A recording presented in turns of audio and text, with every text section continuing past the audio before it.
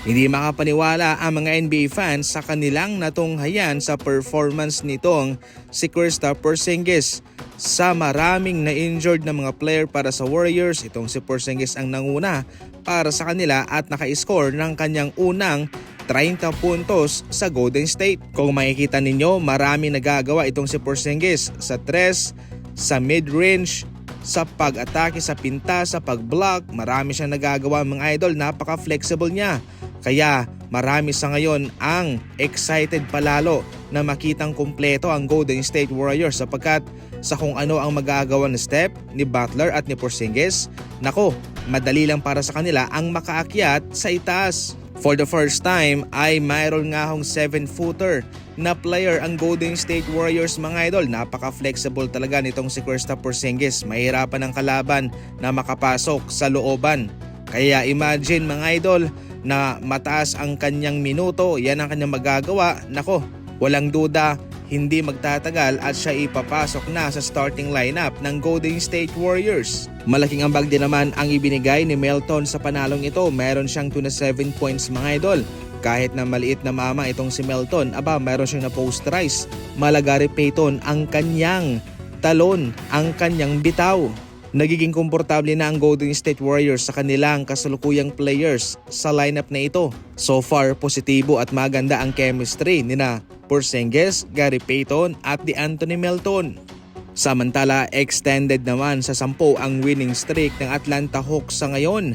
Kanilang tinapos din ang 7-game winning streak ng Orlando Magic.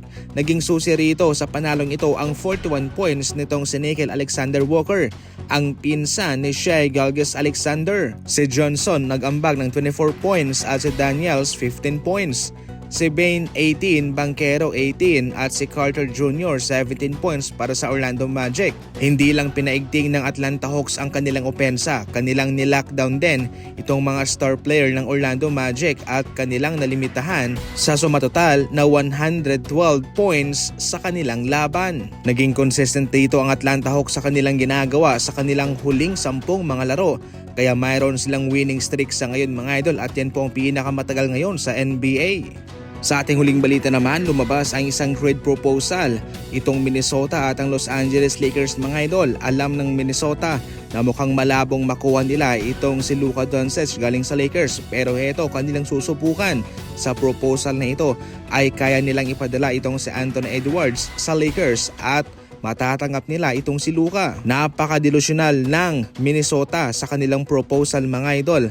Parehong magaling na player itong si Edwards at si Luka, pero as of now kung ating titimbangin, mas matimbang talaga itong si Luka kumpara kay Edwards. Si Edwards nabuhat niya na ang Dallas sa finals samantalang itong si Edwards ay hindi pa. So far para sa Lakers, itong si Luka ang kanilang paboritong player. Most likely hindi nila ito papakawalan. Alam mo ba na pwede mong mailagay ito sa kwarto mo, sa sala, sa kusina o sa garahe? At heto pa, naka-sale sila ngayon. Ano pang hinihintay mo? Pindutin mo na ang link na nasa comment section.